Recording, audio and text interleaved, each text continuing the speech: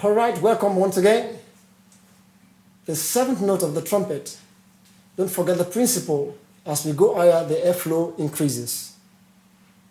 So for this, we are introducing you to a new valve finger chart. We're using the second valve for these.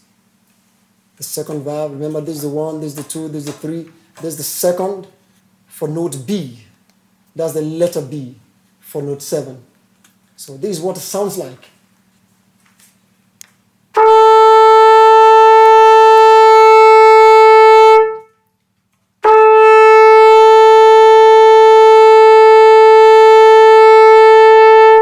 Now let's follow the exercise displayed.